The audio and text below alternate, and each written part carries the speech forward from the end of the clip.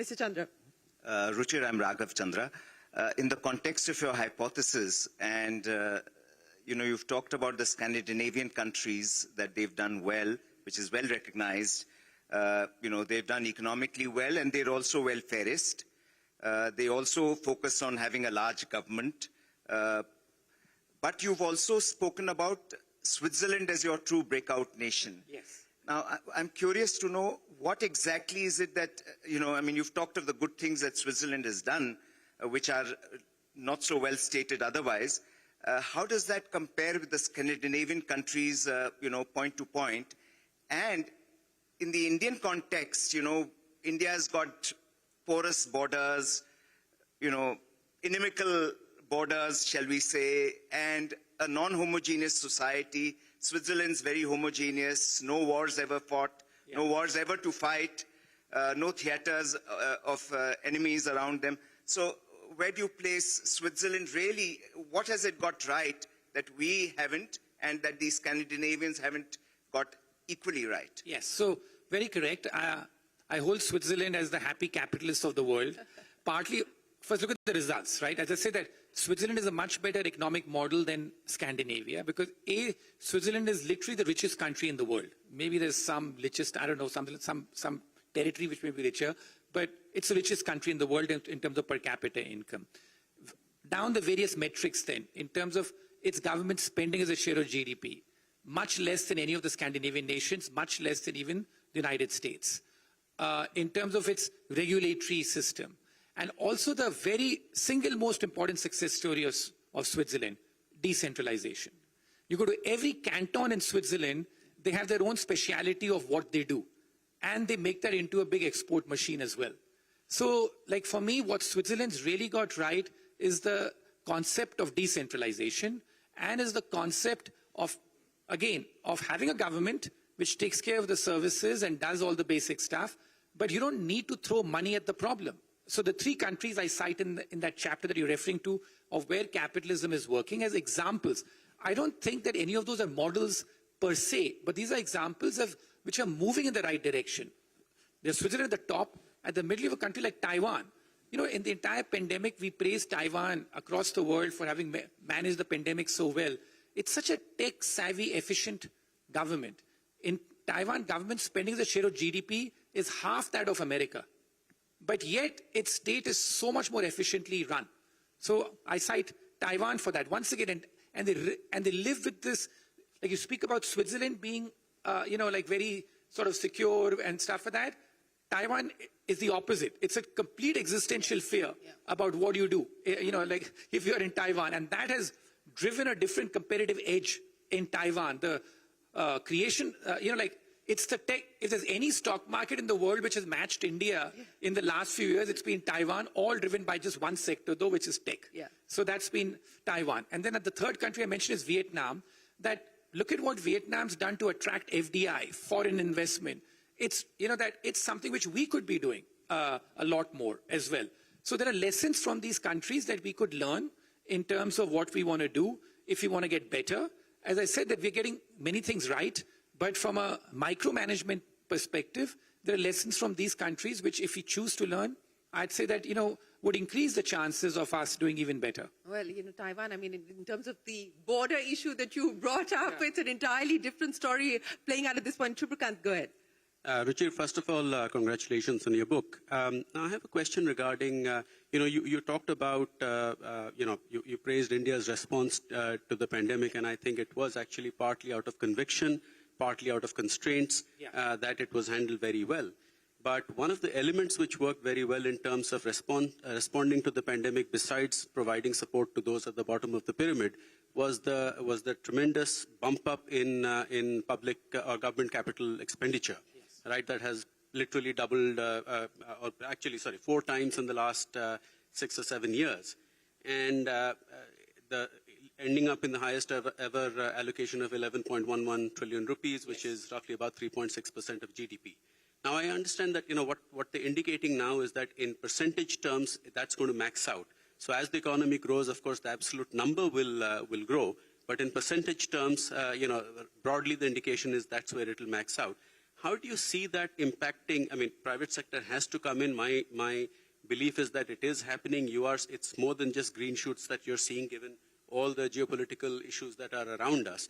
But how do you see this switch playing out in the next, decade or 5 to 10 years or so? But switch meaning in terms of the fact that I'd say that the priorities have been clear, right? That you spend more on capex rather than you do on welfare. And that, I think, the general thrust of that, and we started from a very low base.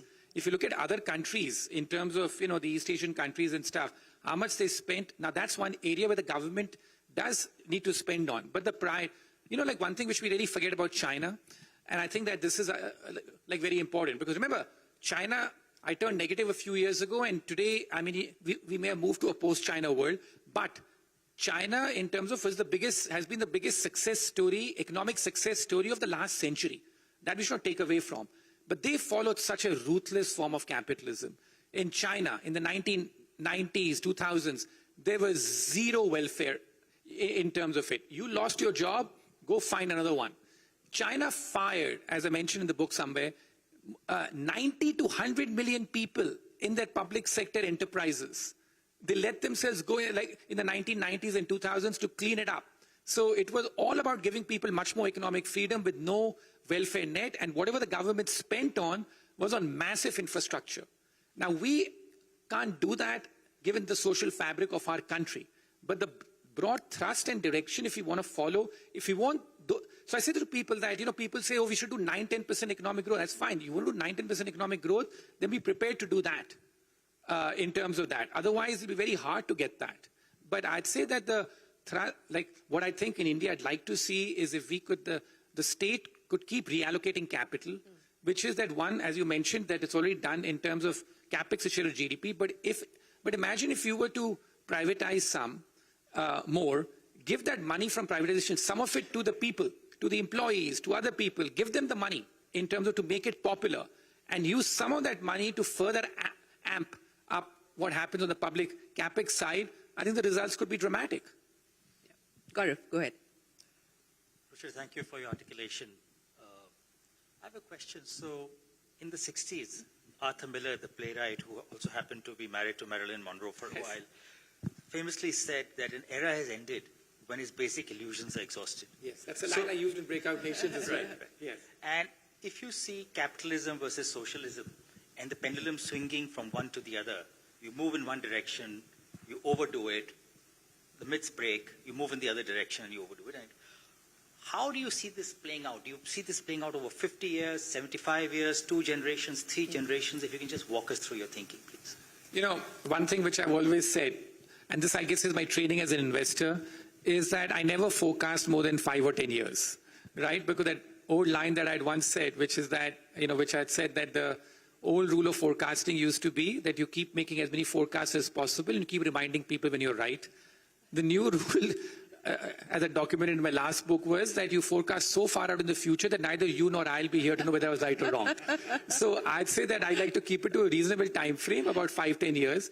I'd say that I see the next couple of years, in fact, to be very critical, because I feel that, in fact, whichever new government comes to power because I think that they're going to face a debt reckoning much quicker than we imagine. And we're seeing the first signs of that in the treasury markets already in the US, that the funding is getting slightly more difficult. When new auctions take place, it's getting slightly more difficult in terms of, how to raise. So I see a debt kind of blow up crisis happening much more quickly. And these were the famous last words, because as you know, from the 1980s, people have, been on this death watch, and it hasn't played out. So I'd say that this massive expansion, the government's role and the consequences it's had, I'd say that, and the negative bill for that could come to us much more quickly. So I don't see this as a multi-generational stuff.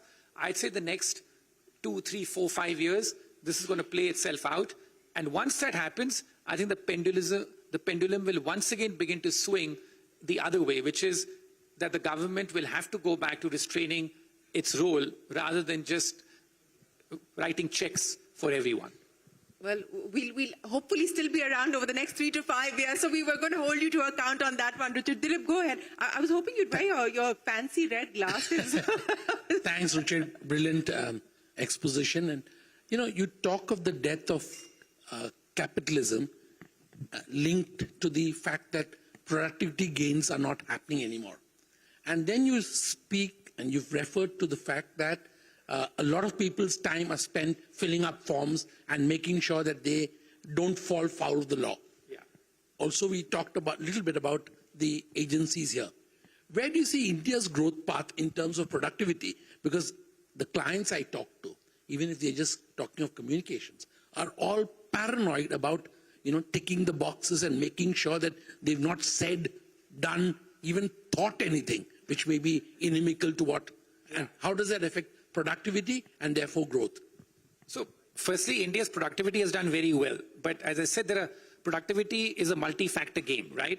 Generally, productivity in India has done very well in the last few decades. But that's partly because we moved from a very low base, and giving people more economic freedom has led to an explosion as far as economic productivity is concerned.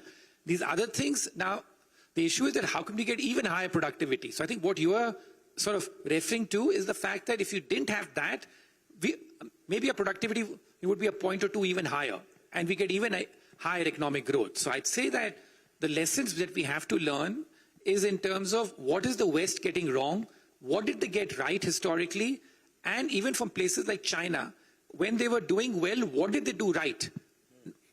They may be in trouble now, but what did they do right for 30 to 40 years? And in general, I think, so I'd say that productivity in general in India has done very well over the last few years. It may almost have done too well, because at some level, productivity doing well has also come at the fact that we have a bit of an employment crisis, right? So you have fewer people producing much more in very basic economic terms out there. But I think the point you're making is that if it weren't for this kind of stuff that you're talking about, maybe we'd be doing even better productive-wise. We could continue with this conversation for at least a few more hours, but unfortunately we are out of time. And I think, it's really the last line in the book which I think captures and summarizes the conversation that we've had. So I'll end with that. Capitalism is still humanity's best hope for economic and social progress, but only if it is free to work. Richard Sharma, many, many thanks for joining us here at the CNBC TV 18 Town Hall. We wish you the very best of luck. And we will bring you back to talk about some of the forecasts that you've made and how they've panned out. But thank you very much. Thank you so much, ladies and gentlemen, for joining us here this evening. And a big thank you to the team at Leela for being our partners in putting this together. So thank you to the team at Leela.